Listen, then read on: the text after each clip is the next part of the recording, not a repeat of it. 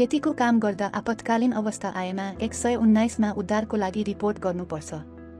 यस समयमा बिरामीको स्थानको ठ्याक्कै जानकारी दिनुपर्छ। ठेगाना थाहा नभएको अवस्थामा नजिकैको सबैभन्दा ठूलो भवन, सामुदायिक भवन, सडकको नाम, राजमार्गको निर्देशाङ्कहरू आदिको प्रयोग गरी जानकारी खोज्नुहोस् र आफ्नो स्मार्टफोनमा स्थान जानकारी लोकेसन अन गर्नुहोस्। यदि वरपरबाट स्थान सूचित गर्न सकिने जानकारी पाउनुभयो भने मोबाइल फोनको प्रयोग गरेर तस्बिर खिच्नुहोस् र सन्देश पठाउने सुविधाबाट 119 मा तस्बिर पठाएर रिपोर्ट गर्नुहोस्। यस समयमा सम्भव भएमा बिरामीको अवस्थाको पनि तस्बिर संलग्न गरेर पठाउनुहोस् र यदि वास्तविक स्थलको स्थिति ठ्याक्कै जानकारी गराउन चाहनुहुन्छ भने मा भिडियो कल गरेर रिपोर्ट गर्ने तरिका पनि उपलब्ध छ।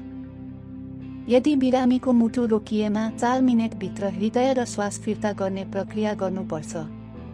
मिनेटभन्दा बढी समय बितेमा मस्तिष्कमा क्षति हुने सम्भावना हुन्छ र 10 मिनेटपछि मृत्युको सम्भावना बढ्छ। पहिले प्रतिक्रिया जाँच गर्न बिरामीको काँधमा हल्का चलाउनुहोस्। नमस्कार, नमस्कार, ठिक हुनुहुन्छ? चस्मा लगाउनु भएको व्यक्ति कृपया 119 मा कल गरेर रिपोर्ट गरिदिनुहोस्। बिरामीलाई ठिकसँग सुताएर सास फेराइको जाँच गर्नुहोस्। यदि कार्डियक अरेस्ट पुष्टि भएमा छाती दबाब दिन सुरु गर्नुहोस्।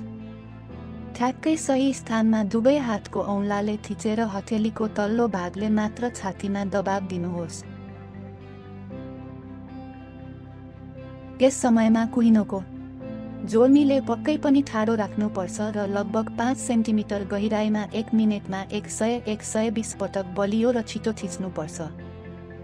रोगीले चेतना फिर्ता गर्नेसम्म वा 119 आपतकालीन सेवाकर्मी आइपुग्नेसम्म यो प्रक्रिया दोहोर्याउनुहोस् र यदि कृत्रिम श्वास फिर्ता गर्न सकिन्छ भने 30 पटक छाती थिच्ने र 2 पटक कृत्रिम श्वास फिर्ता गर्ने प्रक्रियालाई दोहोर्याउनुहोस्। मिनेटभित्र गरिएको सही CPR ले जीवन बचाउँछ।